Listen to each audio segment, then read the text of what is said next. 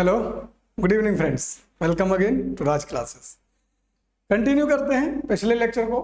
हमने पिछली बार contract idiom शुरू किया था। अब कॉन्ट्रैक्ट इडियम कहाँ तक पढ़ लिया था, थोड़ा सा रिकैप डाल लेते हैं। रिकैप में देखते हैं, हमने सबसे पहले शुरू किया कि what are going to learn in this lecture, और उसके बाद हमने देखा था कि व्हाट इज कॉन्ट्रैक्टेरियनिज्म, उसके बाद समझा था व्हाट इज सोशल कॉन्ट्रैक्ट, उसके बाद समझा था हमने why contractarianism came into existence, फिर देखा था कि how does contractarianism sort out the limitations of both the schools. यहाँ तक हम कल पढ़ चुके हैं। अब क्या पढ़ा था ये देखना है तो पीछे जाके प्ले लिस्ट में जाइए, एथिक्स वाले प्ले लिस्ट में, वहां आपको सारे लेक्चर्स मिल जाएंगे। आज यहाँ से आगे बढ़ते हैं और अपनी कहानी को यहाँ से शुरू करते हैं। अगर मान लो हमको कॉन्ट्रैक्टरिज्म पढ़ना है तो कितने थिंकर हैं जो हमको पढ़ने पड़ेंगे। ये एक बच्चों का बहुत क्वेश्चन रहता है कि सर कितना पढ़ना है, इसमें ज्यादा नहीं पढ़ना है। कॉन्ट्रैक्टरिज्म के नाम पे आपको केवल 4 थिंकर पढ़ने हैं, Thomas Hobbes, John Locke, Rousseau और जॉन रॉल्स। मेजरली अगर ये समझ लिया, क्योंकि ये फाउंडिंग फादर है किसका, कॉन्ट्रैक्टरिज्म का, तो फिर ज्यादा दिक्कतें नहीं आएंगी। इनमें तो एक एक स्लाइड का ही खेल है, तो इनमें बहुत ज्यादा नहीं है तीनों में कुछ। बस इसी का रेक्टिफिकेशन करेंगे जो इससे थोड़ी बहुत गलतियां हुई। जैसे यूटिलिटेरियंस में हमने देखा था कि जेरेमी बेंथम ने जो गलतियां करी थी उनका रेक्टिफिकेशन किसने किया था, जेएस मिल ने। ऐसे ही थॉमस हॉब्स, क्योंकि फाउंडिंग फादर है और फाउंडिंग फादर में कितना ही अच्छा कर ले कुछ ना कुछ कमियां रहती हैं, उन कमियों को रेक्टिफाई करने कौन आएंगे, ये तीन लोग आएंगे और थॉमस हॉब्स की दिक्कतों को दूर करेंगे। जो कॉन्ट्रैक्टरिज्म थ्योरी में उसने की थी गलतियां, उनको रेक्टिफाई करेंगे। चलो शुरू करते हैं थॉमस हॉब्स से। थॉमस हॉब्स बिलीव क्या है उसका, देखो उसका मानना यह है, क्या मानना है, क्या मानता है, ultimate goal of human life is self preservation. Utilitarian में क्या था, अल्टीमेट गोल प्लेजर, हैप्पीनेस।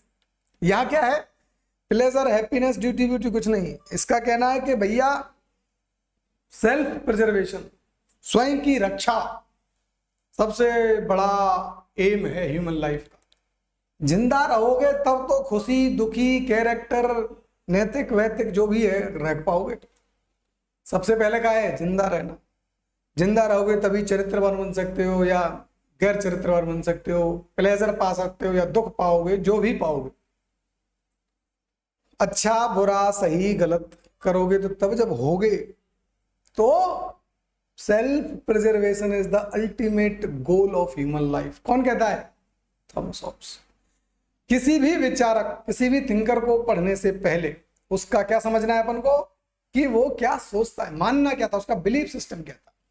तो इसीलिए मैं सबसे पहले हर थिंकर का बिलीफ सिस्टम आपको बताता हूं, ताकि क्योंकि बिलीफ सिस्टम को जाने बिना किसी भी पर्सन के वो क्या पढ़ेगा और क्या आगे बढ़ेगा, किस तरह की थ्योरी देगा। क्योंकि आदमी जैसा बिलीव करता है वैसे ही रिसर्च करता है, जैसी रिसर्च करेगा वैसे ही कंक्लूजन देगा। तो किसी आदमी किस पर्टिकुलर टाइप के कंक्लूजन में पहुंचेगा, ये बात हम उसके बिलीफ सिस्टम को जाने बिना नहीं जान सकते। तो क्या मानता है, बिलीफ क्या है इसका बिलीफ है कि अल्टीमेट जो गोल है ह्यूमन लाइफ का वो क्या है, सेल्फ प्रिजर्वेशन है। अगर सेल्फ प्रिजर्वेशन अल्टीमेट गोल है तो फिर प्रिजर्व करना पड़ेगा, तो इंश्योर करना पड़ेगा। ये जो सेल्फ प्रिजर्वेशन है ये इंश्योर करना पड़ेगा। अब ये सेल्फ प्रिजर्वेशन इंश्योर कैसे होगा, तो ये क्या बताता है, रास्ता क्या बताता है, in the case of state of nature. State of nature, यहां कुछ टर्म्स आएंगे, याद रखने हैं। बड़े काम के टर्म्स हैं, बड़े पेचीदे टर्म्स हैं। और क्यों पेचीदा है, क्योंकि लगभग सिमिलर है, थोड़ा बहुत अंतर आएगा तो बहुत कंफ्यूजिंग है। यहां कुछ टर्म्स थॉमस हॉब्स क्रिएट करेगा और थॉमस हॉब्स के कुछ टर्म्स को बड़ा केयरफुली समझना है। पहली बात उसने क्या कही, state of nature. State of nature एक सिचुएशन है। स्टेट ऑफ नेचर कौन सी स्टेट है, मतलब कौन सी सिचुएशन है। वो ऐसी सिचुएशन है विद नो मोरल लॉज, मतलब आदिम जमाने की बात। आदिम जमाना मतलब अभी सोसाइटी नहीं बसी है, बस्तियां नहीं बसी है। बस्तियां नहीं बसी मतलब सब लोग जंगल में, सब लोग जंगल में मतलब सब जो जितना ताकतवर है वो छीन के खा ले रहा है, छीन के खा ले रहा है, मार के खा ले रहा है। किससे? अपने ही लोगों से। अगर भूख लग रही है और कोई जानवर नहीं मिल रहा है तो आदमी कोई काट के खा गया। यहां वो नेचर है। मतलब अभी हम पाषाण काल के दौर से और पहले की बात कर रहे हैं, तो नो मोरल लॉ, कोई नैतिक नियम नहीं है। सेल्फ प्रिजर्वेशन के लिए अभी कोई नैतिक नियम नहीं है। वैसी स्टेट ऑफ नेचर, उस सोसाइटी की बात कर रहा है। ये एक टाइप की सोसाइटी है जहां कोई मोरल लॉ नहीं है, मतलब पाषाण काल है ना, पैलियोलिथिक एज से भी पहले की बात। नो मोरल लॉ है। अगर कोई मोरल लॉ नहीं है तो यहां क्या होगा? आदमी क्रूअल होगा, सेल्फिश होगा, मर्डरर होगा। और अगर ये सब होगा मतलब क्रूअल होगा, सेल्फिश होगा, मर्डरस होगा, तो क्या होगा? स्टेट ऑफ वार क्रिएट होगी, नहीं होगी? मतलब सामने वाला दूसरे को दुश्मन समझेगा। एक कुत्ता दूसरे कुत्ते को दुश्मन समझता नहीं समझता है? रोटी पे टुकड़ा डाला तो लड़ बैठेंगे, चाहे वो कुछ दिन पहले उसका बाप बेट मतलब फादर सन का रिलेशन क्यों ना हो। थोड़ा सा कुत्ता बड़ा हो जाता है, माँ बच्चे को, कुत्तों की दुनिया में माँ बच्चे को तब तक खाना खिलाती है जब तक बड़ा नहीं होता। जैसे ही वो बड़ा हो जाता है तो फिर वो अलग लेवल पे खेलते हैं, फिर रोटी साझा नहीं करते। तो यही नेचर, यही स्थिति इंसानों के साथ थी। कब तक? जब तक सोसाइटी एग्जिस्टेंस में नहीं आई है। और वो सोसाइटी एग्जिस्टेंस में नहीं आने से पहले की स्थिति क्या नाम दिया उसने? State of nature. जहां स्टेट ऑफ नेचर होगा, प्राकृतिक दुनिया में लोग जी रहे हैं, तब स्टेट ऑफ वॉर होगा। मतलब कोई भी कभी भी लड़ने को तैयार हो जाएगा, खाने के लिए, रहने के लिए। मान लो एक पेड़ पर 4 लोग रहते हैं, एक पेड़ है जिसपे छांव है, जिस पर रह सकते हैं। स्टेट ऑफ नेचर की दौर है। उस दौर में 4 लोगों में से अगर कोई एक ही अकेला एक जगह है पेड़ पर ऊपर, तो उस पेड़ पर जाने के लिए क्या होगा? मार काट हो जाएगी, स्टेट ऑफ वॉर हो जाएगा। क्यों? क्योंकि लोग अभी क्रूअल है, सेल्फिश है और मर्डरस। सेल्फ प्रिजर्वेशन सबका प्राइमरी एम है। तो अपने आप को बचाना है। पेड़ एक ही आदमी जा सकता है, एक ही रह सकता है उस पर अपनी लाइफ बचाने के लिए। तो अब लोग सेल्फिश हो जाएंगे, क्रूअल हो जाएंगे, मर्डरस हो जाएंगे। और जब मर्डरस हो जाएगा तो ये स्टेट ऑफ वार होगा। समझा पा रहा हूं मैं अपनी बात? स्टेट ऑफ नेचर वैसी स्थिति है जहां कोई मोरल लॉ नहीं है। और मोरल लॉ कोई आज तो बना नहीं, हजारों साल से है। तो हमको और हजारों साल पहले जाना पड़ेगा, जहां इंसान जंगल में घूम रहा है। तो उस दौर में क्या है? स्टेट ऑफ नेचर है, कोई मोरल लॉ नहीं। और स्टेट ऑफ नेचर कहां को लीड करेगी? स्टेट ऑफ वार को। क्यों? क्योंकि आदमी क्रूअल है, सेल्फिश है और मर्डरस। Got the point? आ गई। अब स्टेट ऑफ वार से तो बचना पड़ेगा।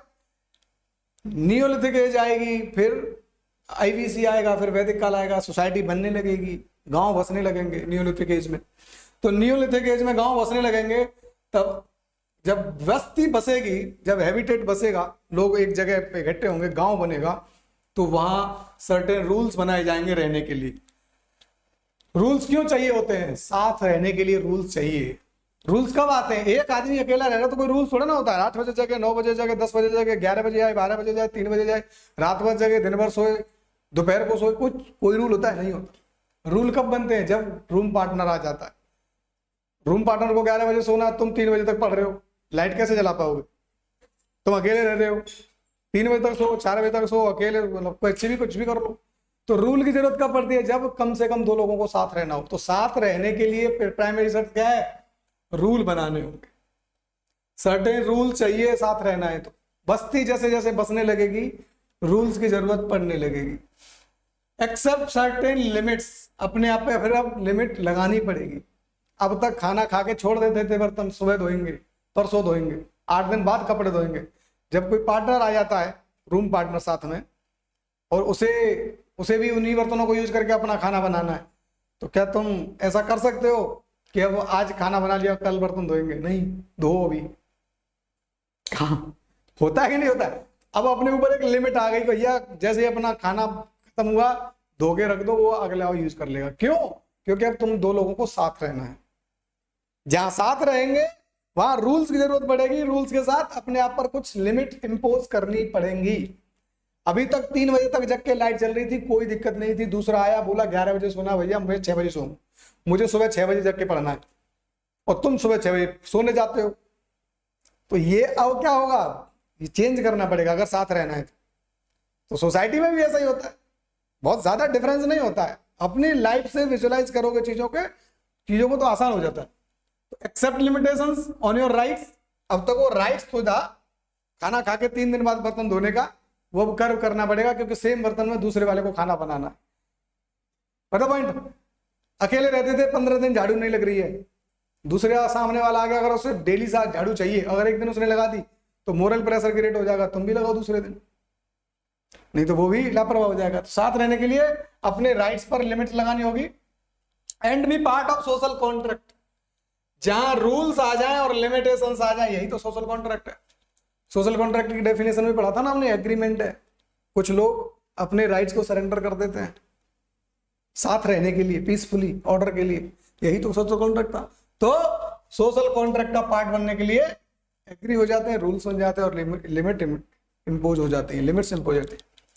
अब सोशल कॉन्ट्रैक्ट आ गया, बन गया, रूल बन गए, रूल बुक बना ली दोनों ने मिलके, आप और आपका रूममेट दोनों ने मिलके बनाया कि 11 बजे सोएंगे, रोज बर्तन धोएंगे, एक दिन तुम एक दिन में, अल्टरनेटिव, रोज झाड़ू लगेगी, एक दिन आप एक दिन में, ये रूल बुक बनी। अब रूल बुक तो बन गई, एग्रीमेंट तो बन गया सोशल कॉन्ट्रैक्ट में, इसको लागू कैसे करना है सोसाइटल लेवल पे। तुम 2 लोगों कमरे में तो कोई दिक्कत नहीं है, लेकिन जब सोसाइटी है, वहां लोग हजारों हैं, सैकड़ों लोग हैं। अब सैकड़ों लोग उन रूल्स को जो हमने एग्री करके बनाए हैं वो फॉलो हो रहे हैं कि नहीं हो रहे हैं, कर रहे हैं कि नहीं कर रहे हैं, सब लोग, कैसे सुनिश्चित होगा, कैसे डिसाइड होगा, कौन डिसाइड करेगा? तो एक स्टेट की जरूरत पड़ेगी, जो एग्रीमेंट बना उस एग्रीमेंट को इन्फोर्स करना है, लागू करना है। तो एक ताकत चाहिए जो एक्सटर्नल, हम में से ही बने लेकिन हमसे अलग हो। हम खुद बनाएंगे लेकिन हमसे वो अलग होगी, सोसाइटी से अलग होगी, सरकार, स्टेट। और सरकार कैसी होनी चाहिए? अगर सरकार कमजोर हुई तो रूल्स जो नॉर्म्स बनाए उसने लागू करवा पाएगी? नहीं करवा पाएगी। तो सरकार कैसी चाहिए? पावरफुल। पावरफुल सरकार को ही उसने नाम दिया लेविएथन स्टेट। कौन सा स्टेट? लेविएथन स्टेट, मतलब स्ट्रॉन्ग। उसके हिसाब से ये ऐसी स्टेट है जैसे आजकल किम जोंग उन की है, कि अगर उसके हिसाब से किसी ने बोला कि ऐसे बाल कटाने हैं टोकरी टाइप, और किसी से नहीं कटाया तो गला कटवा दिया। ये कुछ उस तरह की बात करता था थॉमस हॉब्स। थॉमस हॉब्स का कहना था कि जब तक जो सरकार है टोटलिटेरियन नहीं होगी, मतलब वो जो चाहे कर सके, तब तक कॉन्ट्रैक्ट को लागू नहीं किया जा सकता उसके हिसाब से, मेरे साथ। तो थॉमस हॉब्स का कहना था कि पावरफुल गवर्नमेंट चाहिए, उसका नाम उसने दिया leviathan state. Leviathan state, government having unlimited powers and people can't rebel against it. It means absolute state की बात करता था वो, अथॉरिटेटिव स्टेट की बात करता। लेविएथन स्टेट का मतलब है absolute, powerful, authoritarian, totalitarian, whatever you want to say you can say. अब अपने पास कुछ टर्म्स आए, state of nature, state of war, social contract, Leviathan state, absolute state. ये टर्म याद रखना है कि पीपल कांट रिवोल्ट और लेविएथन स्टेट, ये 2 टर्म अपने बहुत काम के हैं। क्योंकि जो फर्दर थिंकर्स आएंगे, जैसे रूसो आएगा, जॉन लॉक आएगा, जॉन रॉल्स आएगा, ये तीनों इन्हीं बातों पे डिसएग्री करेंगे इससे कि भैया स्टेट एब्सोल्यूट नहीं चाहिए, पीपल रिवोल्ट कर पाएंगे नहीं कर पाएंगे। इन्हीं बातों में डिसएग्री जब करेंगे लोग, अगले फिलोसोफर्स, तो वो हालांकि रहेंगे सोशल कॉन्ट्रैक्ट थ्योरी में ही, लेकिन अलग स्कूल बनाएंगे अपना और अलग ब्रांच रखेंगे, क्रिएट करेंगे। मतलब घर एक ही रहेगा लेकिन कमरा अलग हो जाएगा। तो उनके कमरे अलग होंगे और हम उनके कमरों में भी देखेंगे कि उन्होंने अपने अपने कमरों में क्या क्या किया और क्या क्या कहा। तो ये 3 स्टेट बात समझ में आई। अब रिलेवेंस थॉमस हॉब्स को हमने समझ लिया, इतना ही कहना चाहता है थॉमस हॉब्स। इतना समझ लोगे काफी है, इससे ज्यादा समझने की जरूरत नहीं है। एथिक्स का पेपर लिख रहे, फिलोसफी नहीं, ठीक है। तो कोर कंसेप्ट याद रखने हैं, 4-5 बातें, कि वो स्टेट ऑफ नेचर की बात करता है, स्टेट ऑफ वॉर तक जाएगी। स्टेट ऑफ वॉर से बचना है तो सोशल कॉन्ट्रैक्ट लाना पड़ेगा, सोशल कॉन्ट्रैक्ट लागू करना है तो स्टेट चाहिए होगी। स्टेट होनी चाहिए कैसी? लिविएथन पावरफुल। बड़ा इजी सा है, बहुत इजी सा ही समझना है, चीजों को न तो मुश्किल होने देना है। लिविएथन स्टेट क्या कहता है? थॉमस हॉब्स को कुछ टर्म्स के थ्रू समझ लो आराम से, पीपीटी में मैंने समझा दिया है, ठीक है। ऑब्वियस होना है उसका। ये क्या बोलेगा, कहना क्या है इसका? Ultimate goal of human life. तो गोल ऑफ ह्यूमन लाइफ बताएगा ये, गोल ऑफ ह्यूमन लाइफ बताएगा क्या? Self preservation, self preservation, preservation, self preservation. Self preservation क्या है? Ultimate goal of human life. अब ये हासिल करना है तो डिफरेंट डिफरेंट स्टेट्स में डिफरेंट डिफरेंट तरीका होता है। तो बोला कि जो स्टेट ऑफ नेचर है,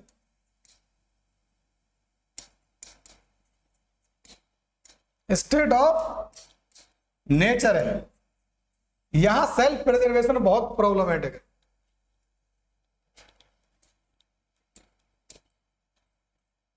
स्टेट ऑफ नेचर जो है, यहां सेल्फ प्रिजर्वेशन दिक्कत में नहीं हो पाएगा। क्यों? क्यों नहीं हो पाएगा? क्योंकि यहां रहेगा state of war. State of war क्यों होगा? क्योंकि आदमी सेल्फिश है, क्रूअल है, सेल्फिश है, क्रूअल है और मर्डरस है।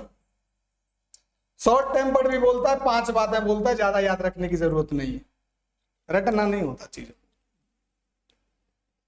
टेक इट इजी, मुश्किल नहीं कराना चीजों को, आसान करना। शॉर्ट टेम्पर्ड भी बोलता है, उन सबका मतलब लगभग लगभग सिमिलर आता है, सेल्फिश, क्रूअल, मर्डरस। 3 टर्म समझ लो बहुत है।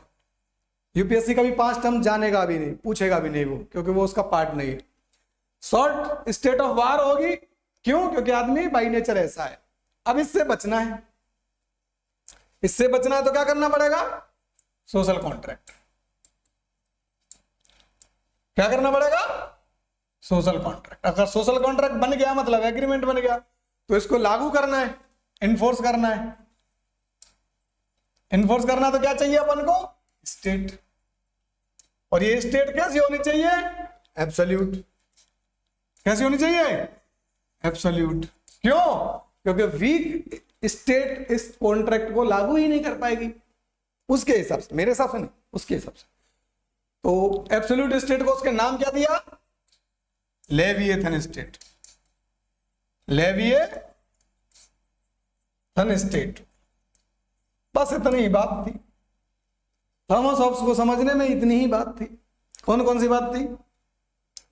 थॉमस हॉब्स समझना है, सेल्फ प्रिजर्वेशन एक टर्म, सबसे बड़ी बात, अल्टीमेट ह्यूमन वो। फिर समझना है state of nature, self preservation यहां पॉसिबल नहीं है। क्यों? क्योंकि स्टेट ऑफ वॉर होगा। स्टेट ऑफ वॉर क्यों होगा? क्योंकि आदमी की नेचर ऐसी है, सेल्फिश है, क्रूअल है, मर्डरस है, शॉर्ट टेम्पर्ड है। अब अगर इससे बचना है तो क्या करना पड़ेगा अपन को? एक कॉन्ट्रैक्ट करना पड़ेगा, एग्रीमेंट करना पड़ेगा, लिमिट लगानी पड़ेंगे अपने आप पे। सोशल कॉन्ट्रैक्ट होगा, अगर कोई कॉन्ट्रैक्ट एग्जिस्टेंस में आ गया तो उसको लागू करना होगा, इन्फोर्स करना। तो क्या चाहिए? स्टेट चाहिए। अगर कोई स्टेट चाहिए तो कैसी होनी चाहिए? वो एब्सोल्यूट होनी चाहिए। एब्सोल्यूट स्टेट को नाम दिया उसने, लेविएथन स्टेट। बहुत लॉजिकल है, लाइन बाई लाइन याद नहीं करना, एक फ्लो में, एक कॉजल एक्सप्लेनेशन में समझोगे, आसान हो जाएगी चीजें।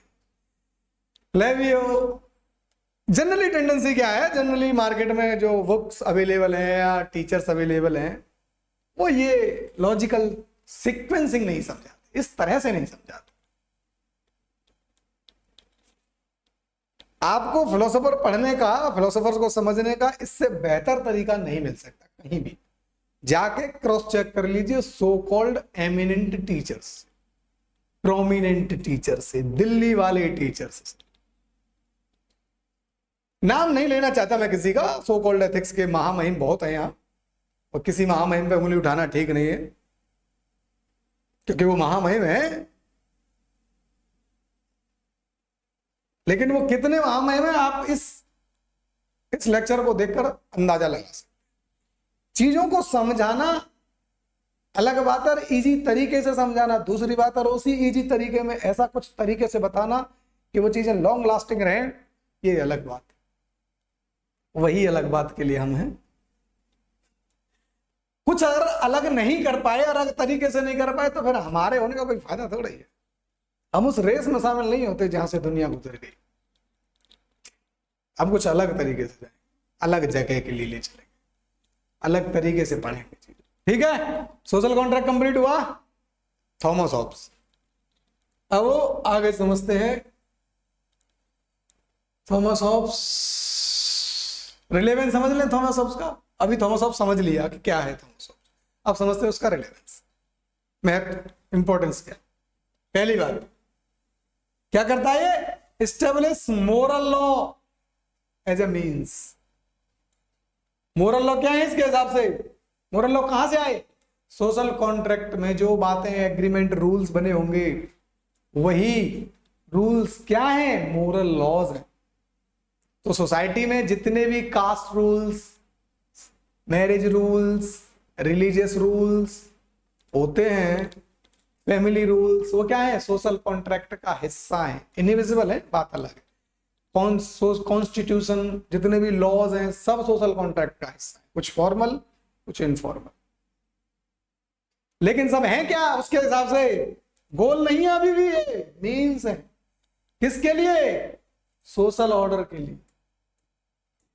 एम क्या है? Social order plus self preservation, यही तो ऑर्डर है, दो ही एम है इसके थ्रू ये हासिल करना है। तो मोरल लॉ बनाएगा तो सही, स्टेब्लिश करेगा मोरल लॉ एग्रीमेंट के थ्रू, सोशल कॉन्ट्रैक्ट के थ्रू, लेकिन क्या कहेगा कि ये मीन्स है, अपने आप में एंड नहीं है, चिपक के नहीं बैठ जाना है मोरल लॉ पे, कानून पे। कानून बदल सकता है। एम क्या है? ह्यूमन का सेल्फ प्रिजर्वेशन और सोसाइटी का सोशल ऑर्डर। दो चीजें ध्यान रखनी है, ऐसे नहीं करना विमल की तरह। ये विमल वाला तो ये है, विक्ट्री वाला ये है, और मैं दोनों नहीं कर रहा अभी, मैं कर रहा हूं दो एम है थॉमस हॉब्स के हिसाब से। एंड क्या है थॉमस हॉब्स के हिसाब से? थॉमस हॉब्स के हिसाब से ह्यूमन सोसाइटी का एंड है सेल्फ प्रिजर्वेशन, सेल्फ प्रिजर्वेशन और सोशल ऑर्डर। समझ पे आ रहे हो? दो बातें। एंड ये है, मीन क्या बताया इसने? मीन इनको इस एंड को हासिल करने के लिए मीन क्या है? Moral loss. मोरल लॉ किस फॉर्म में होगा? सोशल कॉन्ट्रैक्ट के फॉर्म। समझ पा रहे हो? मुश्किल नहीं है तो नहीं मुश्किल। थॉमस हॉब्स के हिसाब से ह्यूमन लाइफ का, सोशल लाइफ का एंड है self preservation and plus social order. अब इस सेल्फ प्रिजर्वेशन और सोशल ऑर्डर को हासिल करने का मीन है मोरल लॉ। ये कहां से आएगा? सोशल कॉन्ट्रैक्ट से। सोशल कॉन्ट्रैक्ट को लागू करेगा स्टेट। पहली बात। अब ये ज्यादा रियलिस्टिक है, मतलब प्रैग्मेटिक्स बोलते हैं, प्रैग्मेटिक थ्योरी है। प्रैग्मेटिक थ्योरी इसलिए है क्योंकि जो गोल है ह्यूमन लाइफ में वही इसने गोल के तौर पे आइडेंटिफाई किया है। सोसाइटी की एग्जिस्टेंस के लिए सोशल ऑर्डर जरूरी है, लेकिन सोसाइटी बनती है आदमी से, और आदमी, ह्यूमन बीइंग, इंडिविजुअल के सेल्फ प्रिजर्वेशन उससे पहले जरूरी है। सोशल ऑर्डर भी सेकेंडरी चीज है, क्योंकि सोशल ऑर्डर आएगा कहां, किस लिए चाहिए होगा? लोगों को जिंदा रखना है ना, लोगों के लिए पीस चाहिए। अगर लोग ही नहीं है, लोगों का ही प्रिजर्वेशन नहीं है, लोग ही मार दो, आप कहोगे सोशल ऑर्डर करना है भाई, सोशल ऑर्डर हासिल करना है, खत्म कर दो सोसाइटी को, ये क्या सोशल ऑर्डर है? सोशल ऑर्डर हासिल करना है तो लोगों के साथ ही तो करना है, लोगों के लिए करना है। लोगों का सेल्फ प्रिजर्वेशन नहीं होगा तब तक सोशल ऑर्डर की कोई वैल्यू नहीं है। लोगों के सेल्फ प्रिजर्वेशन पहली प्राइमरिटी के, मतलब जो बाकी में प्राइमरी गोल होना चाहिए वही उसने आइडेंटिफाई किया, दोनों लेवल पर, इंडिविजुअल लेवल पर और सोसाइटल लेवल पर, इसलिए प्रैग्मेटिक है। दूसरा, अब जो कॉन्ट्रैक्ट आया तो सोशल कॉन्ट्रैक्ट अंदर से ही आया है, तो भाई किसी ने थोपा नहीं, रिलीजन ने, एक्सटर्नल ने, सोसाइटी ने अंदर से एग्री किया। सोशल कॉन्ट्रैक्ट में जो रूल बने, एग्रीमेंट आया, कॉन्ट्रैक्ट हुआ, वो भी रियलिस्टिक ही होगा क्योंकि सोसाइटी ने खुद सेल्फ इम्पोज किया है। तीसरा कि जिस कॉन्ट्रैक्ट को सोसाइटी ने बनाया अपने लिए, उस कॉन्ट्रैक्ट को लागू करने के लिए एक्सटर्नल पावर चाहिए, ये भी रियलिस्टिक है कि नहीं? और पावर चाहिए स्टेट के फॉर्म में, सरकार के फॉर्म में, तो वो स्टेट पावरफुल भी होनी चाहिए, नहीं तो वीक गवर्नमेंट को कौन सुनता है? दुनिया में बनाना स्टेट को कौन सुनता है? वहां करप्शन है, क्राइम्स है, बहुत सी कंट्रीज हैं, खासकर आप चले जाओ उधर अफ्रीकन कंट्रीज में या साउथ अमेरिकन कंट्रीज में, पुअर कंट्रीज में। तो ये क्यों होता है? बनाना स्टेट कैसे बनता है? कमजोर स्टेट अपने रूल्स को ही लागू नहीं कर पाता, लोग क्राइम करने लगते हैं या स्टेट के खिलाफ या सोसाइटी के खिलाफ काम करने लगते हैं। तो जितनी भी बातें थॉमस हॉब्स ने बोली ज्यादा रियलिस्टिक है। दूसरा रिलेवेंस है। और एक और बात, किसने? ह्यूमन की ट्रू नेचर को भी आइडेंटिफाई करा। सेल्फ प्रिजर्वेशन में सेल्फिशनेस प्राइमरी कंपोनेंट है। भाई मैं अपना सेल्फ प्रिजर्वेशन कर रहा हूं, क्यों? क्योंकि मैं सेल्फिश तरीके से देखता हूं। हर आदमी अपने कैरियर को परस्यू करता है, क्यों? क्योंकि सेल्फिश तरीके से सोचता है वो अपने आप। मानो ना, अलग बात है, लेकिन आप अपना करियर परस्यू कर रहे हैं, इसमें आपका सेल्फ इंटरेस्ट ही तो है प्राइमरी तौर पर। आप अपने बच्चों के लिए, फ्यूचर के लिए, सोसाइटी के लिए, जमाने के लिए नाम देते रहो कुछ भी यार। मोदी जी प्रधानमंत्री बने, भैया सबसे पहले अपना प्रधानमंत्री है कौन? प्रधानमंत्री मोदी है। अब प्रधानमंत्री मोदी है तो अब कहने को कहता रहे कि मैं देश के लिए प्रधानमंत्री बना, समाज के लिए प्रधानमंत्री बना, ये तो चोले हैं, नकाब है। आप अपने सेल्फ इंटरेस्ट को, ईगो को एक अच्छा चोला दे रहे हो कि मैं देश के लिए, मुझे तो माँ गंगा ने बुलाया। अरे क्या माँ गंगा ने बुलाया? प्रधानमंत्री तुम बनना चाहते हो, तुम्हारी इच्छा है ना पावर एक्वायर करना, दुनिया पर रूल करना, देश पर रूल करना। तुमने तपस्या की, घर छोड़ दिया, क्यों? सेल्फ इंटरेस्ट में। तुम्हें पावर चाहिए थी, तुम्हें शक्ति चाहिए थी, ताकत चाहिए थी। ऐसे ही हर आईएएस कोई बोले हो इंटरव्यू में जाके कि मैं तो समाज की सेवा, समाज की सेवा तो जब करोगे बन जाओगे। और कितनी समाज सेवा करते हैं सारे आईएएस से पता चल जाता है ना, कितनी समाज सेवा हो रही है। देख रहे होगे ना, हजारों आईएएस हैं और समाज सेवा कितना लेवल है, आप समझ रहे हो। तो उसका कहने की बात नहीं है, कहने का मतलब ये है कि आदमी की नेचर, बाई नेचर आदमी सेल्फिश है, और ये उसने आइडेंटिफाई करा, तो हर मामले पे वो मोर रियलिस्टिक है। तीसरी बात, स्टेट की एग्जिस्टेंस और उसके रूल को ये लेजिटिमेसी देता है कि हाँ स्टेट होनी चाहिए, और स्टेट की होना और उसका पावरफुल होना लेजिटिमाइज करता है, उसको लेजिटिमेसी देता है। तो अब कोई ये नहीं बोल सकता कि एक्सटर्नल एंटिटी हटाओ, इसको भगाओ, इसको खत्म करो, राज्य की जरूरत नहीं है, सरकार की जरूरत नहीं है। लेजिटिमेसी मिलती है जब हम किसी चीज को, किसी एक्सटर्नल एंटिटी को लेजिटिमेट मानते हैं, तो उसके ऑर्डर को फॉलो करने की टेंडेंसी हमें आ जाती है। नहीं समझ में आ रहा? हमने यूरोपीय power British east India company को लेजिटिमेट नहीं माना, बहुत समय बाद 150 साल के आसपास तक हम उसको लेजिटिमेट मानते रहे। 1885 की जो कांग्रेस है वो अभी ब्रिटिश गवर्नमेंट को इलेजिटिमेट मानने की स्थिति में नहीं आई है। हमने ब्रिटिश पावर को इलेजिटिमेट कब माना है? जब बाल गंगाधर का उभार हुआ है नेशनल मूवमेंट में। उन्होंने वो कहा है कि हमें अपनी सरकार चाहिए, स्वराज्य मेरा जन्मसिद्ध। जब हम स्वराज्य चाहेंगे तो मतलब यह कि एक्सटर्नल सत्ता हमारे ऊपर नहीं रहेगी, एक्सटर्नल पावर हमारे ऊपर नहीं रहेगी। मतलब यह है कि एक्सटर्नल पावर कोई है तो वो इलेजिटिमेट है। तो 20, 25, 30 साल तक हम मानते रहे कि ब्रिटिश गवर्नमेंट कहां, इंडियन नेशनल कांग्रेस के फॉर्मेशन के बाद 20 साल तक मान रहा है। और ब्रिटिश गवर्नमेंट है कब से? 1773-57 के आसपास, 1757, 1757 से है। 1757 से हम उसको लेजिटिमेट गवर्नमेंट मान रहे हैं, है ना। ब्रिटिश कॉन्क्वेस्ट ऑफ प्लासी के वॉर के बाद से ही उसने सरकार बनाना शुरू कर दिया है ना, और शुरुआती फॉर्म में। तो लेजिटिमेट मानते रहे हम कब तक? लगभग 1920 के आसपास तक मानते रहे। 1757 से 50, 1800, 1900, मतलब 150 साल से ज्यादा हमने ब्रिटिश सरकार को लेजिटिमेट माना। तो लेजिटिमेट जब करते हैं तभी तो हम उसके रूल्स को फॉलो करते हैं, इसीलिए लेजिटिमाइज करता है स्टेट की प्रेजेंस। चौथी, लॉजिकल है। सोशल कॉन्ट्रैक्ट के पीछे जो इसने रीजन दिया कि क्यों होना चाहिए, स्टेट ऑफ वॉर से बचना है, सोसाइटी को स्टेट ऑफ वॉर से बाहर निकालना है, स्टेट ऑफ नेचर से बाहर निकालना है, तो क्या करना पड़ेगा, सोशल कॉन्ट्रैक्ट में आना पड़ेगा। तो मोर लॉजिकल है। ठीक है, 4 बातें हो गई रिलेवेंस में।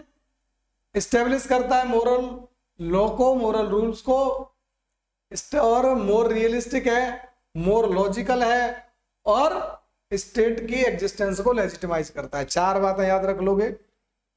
मोरल लॉ की एग्जिस्टेंस को लेजिटिमाइज करता है या बात करता है, मोर रियलिस्टिक है, मोर लॉजिकल है, और लेजिटिमाइज स्टेट करता है। What the point, what the point, relevance हो गई। चल यहां रिलेवेंस पे ही आज खत्म करते हैं, क्योंकि आगे ज्यादा टाइम लगेगा, और क्रिटिसिज्म रह गया, क्रिटिसिज्म और पढ़ लेते, 5 मिनट में हो जाएगा। क्रिटिसिज्म भी कर ही लेते, थॉमस हॉब्स खत्म कर लेंगे, फिर खत्म करते हैं। तो ज्यादा क्रिटिसिज्म नहीं है, जब 4 बार हमने रिलेवेंस बता दिया तो फिर ज्यादा क्रिटिसिज्म भी तो नहीं कर सकते ना। आप एक आदमी का 1000 बार महत्व बता रहे हो, फिर 10,000 बार उसकी नेगेटिव बातें थोड़ी ना बता सकते हो। तो जब हमारे पॉजिटिव पॉइंट्स ज्यादा हो तो नेगेटिव पॉइंट्स अपने आप कम हो जाते हैं। 2 ही है क्रिटिसिज्म। क्या क्रिटिसिज्म है, considered human nature as negative, इसने ह्यूमन नेचर को नेगेटिव माना है, जबकि ऐसा है नहीं। अगर ह्यूमन बाई नेचर नेगेटिव होता, जितना कि थॉमस हॉब्स ने कंसीडर किया, तो सोशल कॉन्ट्रैक्ट नाम की चीज कभी एग्जिस्टेंस में आती ही नहीं। आदमी सेल्फिश मर्डरस है, लेकिन एक एक्सटेंट तक, उस एक्सटेंट के बाद आदमी ह्यूमन बीइंग रेशनल है, सोशल है। रेशनल और सोशल ज्यादा है, और रेशनलिटी और सोशलिएबिलिटी, इंसान की सोशिएबिलिटी और रेशनलिटी उसे नेगेटिव की बजाय कहां ले जाती है, पॉजिटिव।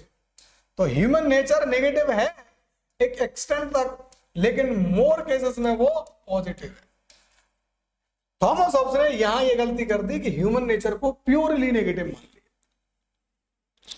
और सोशल कॉन्ट्रैक्ट को मजबूरी मान लिया कंट्रोल करने के लिए नेगेटिव पावर पे। स्टेट को इसीलिए इसने लिविएथन स्टेट बना दिया, क्योंकि इसका अंत तक मानना यह रहा कि आदमी बाई नेचर नेगेटिव है।